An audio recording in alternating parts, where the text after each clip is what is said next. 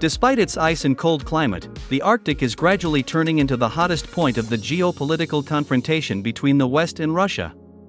Due to its geographical location and the presence of huge reserves of fossil resources, the Arctic has become an object of increased interest to all world powers. Everyone understands perfectly well that from a geopolitical point of view, the Arctic is the most important region in the world, which can give its owner inexhaustible wealth and enormous influence.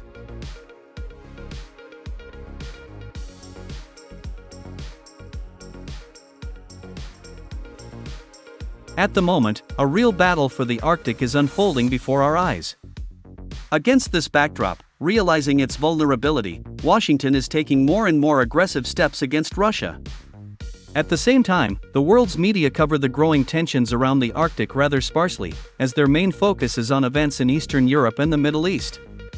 However, many world experts are confident that it is the Arctic that will become the new battleground of the world powers. Many experts are sure that it is the conflict of interests in the Arctic that could trigger the outbreak of World War III.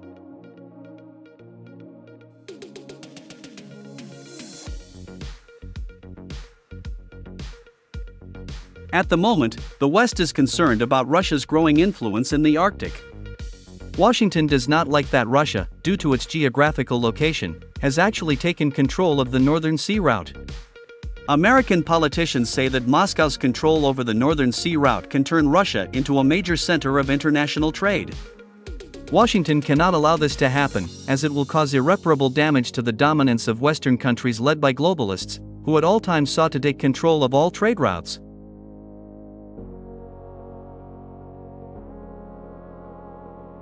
Against this backdrop, the United States has already attacked Russia using all available means. First, the United States has strengthened its military presence in the Arctic region. This was made possible by the accession of Finland and Sweden to NATO. Now, the United States uses the territory of these countries to store weapons and maintain a contingent.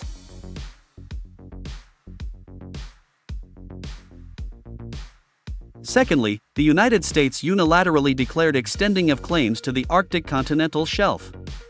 Washington unilaterally annexed to the United States about 1 million square kilometers of territory that runs along the bottom of the Bering Sea and the Arctic itself.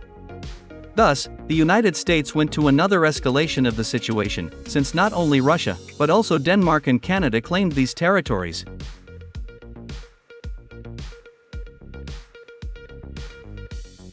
Thirdly, the United States began to develop the so-called ecological map, convincing the countries of the world that Russia's presence in the Arctic threatens the nature of this region.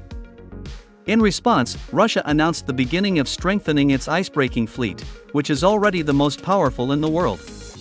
In addition, the Russian Northern Fleet was also put on alert, which indicates that Moscow is not going to give the Arctic to the globalists.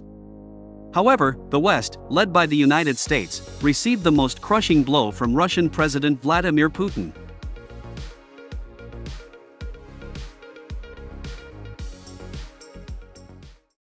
President of the Russian Federation, Vladimir Putin, signed amendments to the law on the internal sea waters of Russia. This new act is actually closing the Northern Sea route not only for the United States, but also for all other foreign states. Moreover, from now on, the entrance to the Northern Sea route will be prohibited not only for military ships, but also for civilian ones. My friends, in this video, I will explain to you in detail why Russia took this step and what it can lead to.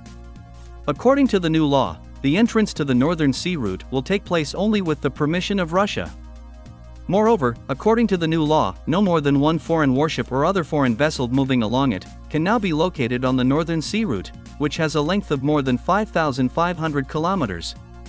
Moreover, now, in order to obtain permission from Russia to enter the Northern Sea route, a foreign state must submit its application 90 days in advance.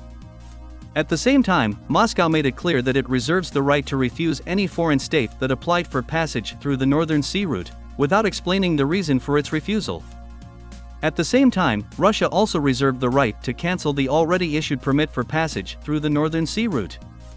In addition, now all foreign ships wishing to approach the Russian Arctic zone will have to move exclusively under their own flag. And foreign submarines, including other underwater vehicles, will have to move exclusively on the sea surface. Thus, we are actually talking about the fact that Russia has imposed an embargo on a foreign military presence on the Northern Sea route. At the moment, Russia is conducting a large construction of civilian and military facilities there. That is why Moscow is strengthening control over shipping, including for the reduction of environmental risks. The United States was shocked by such a bold decision made by Moscow. Washington has already stated that the United States will not recognize Russia's restrictions on the Northern Sea route. Earlier, former U.S. Secretary of the Navy, Kenneth Braithwaite, said that according to the Blue Arctic Doctrine, adopted by the Pentagon, U.S. and Allied ships will soon begin regular patrols off Russian coasts and the polar latitudes, to prevent Russia from advancing in the far north. My friends, all this means that a future clash between the United States and Russia is simply inevitable. Well, what can be expected then? Looks like history is simply repeating itself. Immediately after Moscow announced harsh restrictions on the Northern Sea route, the Russian Ministry of Defense and the FSB developed a plan to counter possible provocations along the Northern Sea route. Russia is confident that American ships will try to violate the ban in various ways, or provoke an environmental disaster. In order to contain the United States, Russia decided to increase the number of reconnaissance and destruction assets. The frequency of patrols will also be increased.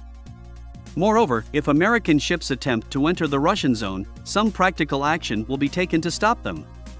What kind of actions these could be, can be judged by the incident in the Black Sea that occurred in 1988. Back then, the Americans also didn't recognize the sea border of the USSR near Crimea, and constantly violated it, in order to conduct reconnaissance of Soviet military facilities. The Soviet patrol ships Bezzavetny and SKR-6 were forbidden to open fire on the Americans. However, they rammed American ships, although they were much inferior in size.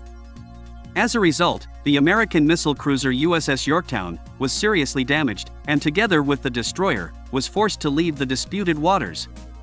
If any of you think that today, Russian sailors are not capable of such actions, then let me remind you that on February 12, 2022, after an American submarine entered the territorial waters of Russia near the Kuril Islands and ignored the requirements to leave the zone, the Russian frigate Marshal Shaposhnikov used special means that forced the Americans to flee at full speed. And I have no doubt, not a sliver of a doubt, that there will be many more such incidents in the future.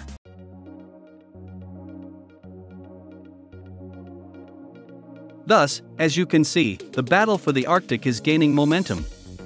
At the moment, the United States and Russia are actively preparing for real combat operations in the Arctic latitudes, which may begin in the next 30-35 years.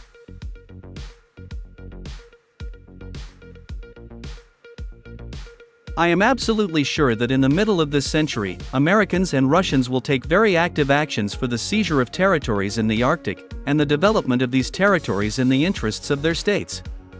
Dear friends, all this undoubtedly increases the risk of starting a new global war.